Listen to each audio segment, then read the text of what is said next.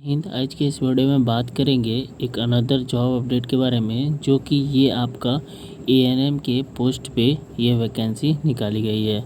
तो बहुत ही बड़ी ये अपडेट है और ये बहुत ही बड़ी अब वैकेंसी निकाली गई है।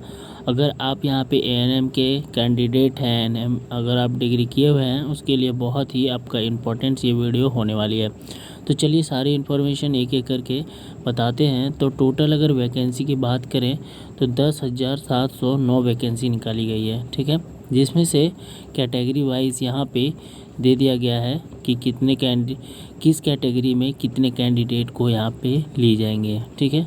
तो जनरल कैंडिडेट के लिए आपका 3,539 वैकेंसी निकाली गई है। अगर यहाँ पे बात करें हम, यहाँ पे 3,539 वैकेंसी निकाली गई है।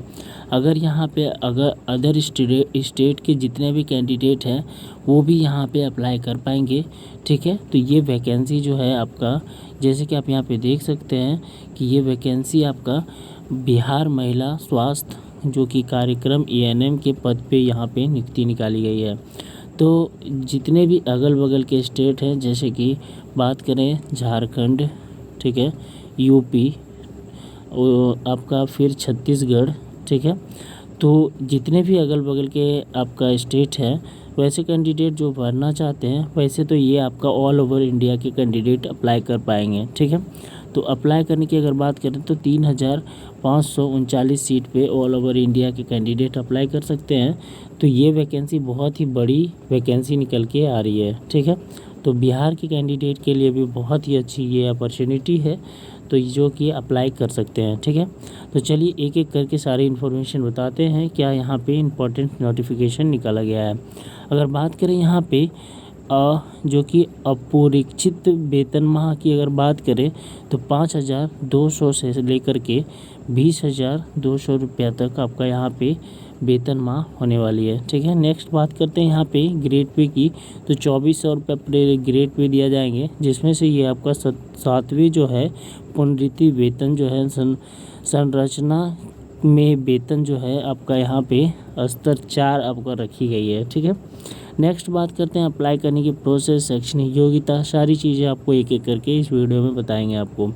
नेक्स्ट यहाँ पे बात करें अनिवार्य शैक्षणिक योग्यता की, तो ये मान्यता प्राप्त संस्था से जो कि भारतीय जो उपचयन परिषद नई दिल्ली द्वारा समय समय पर यहाँ पे अवधारित अवधि जो है यहाँ पे दिए गए हैं, ठीक है। जिसमें से अभ्यर्थियों को बिहार परिचारिका निबंधित परिषद पटना से निबंधित रखना भी अनिवार्य रखी गई है, ठीक है।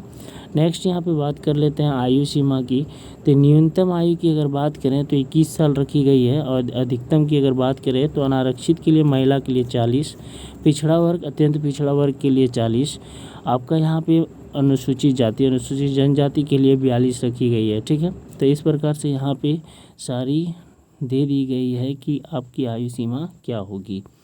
नेक्स्ट यहाँ पे बात कर लेते हैं कि और भी क्या नोटिफिकेशन निकाला गया है इसके बारे में डिटेल्स में।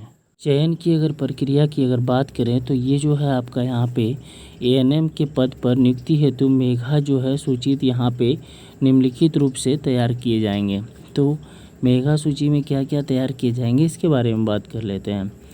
पहला अगर बात करें यहाँ पे तो एएनएम का जो कोर्स है उसमें जो है आपका प्राप्त अंक के अनुसार से 60 अंक यहाँ पे लिए जाएंगे, ठीक है।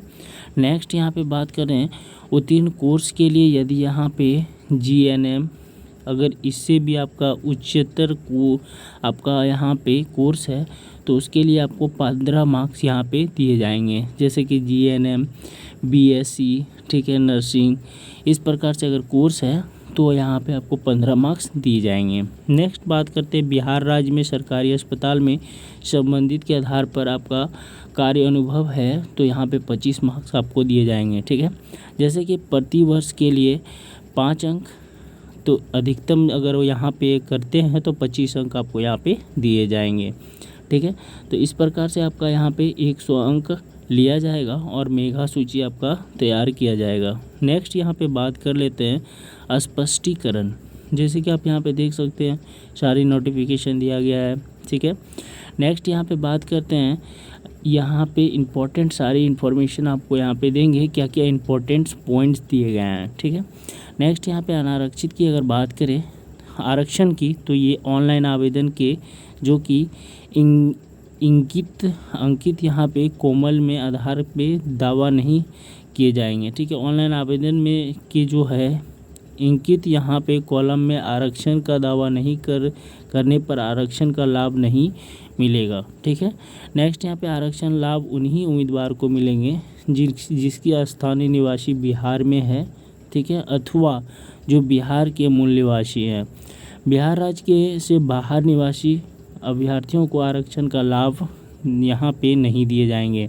और ऑनलाइन आवेदन में भरे गया स्थानीय पता कि आरक्षण जो है प्रयोग के लिए यहाँ पे अस्थायी निवासी जो कि अनुमान्य होंगे, तो वैसे कैंडिडेट को यहाँ पे आरक्षण का लाभ मिलेगा जो कि वहाँ के स्थानीय निवासी हैं।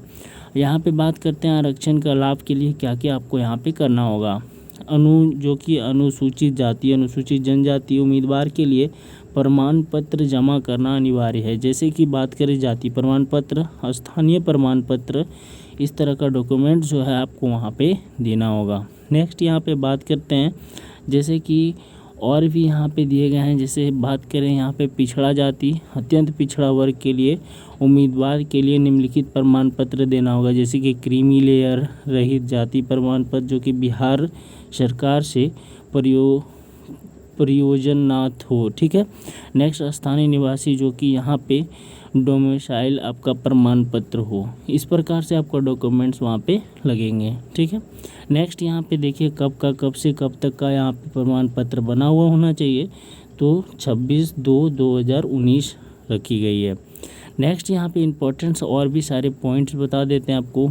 यहाँ पे सारे आपका कैटेगरी वाइज यहाँ पे दिए गए हैं, ठीक है। तो ये सारे इम्पोर्टेंट पॉइंट दिए गए हैं, आप यहाँ पे देख सकते हैं।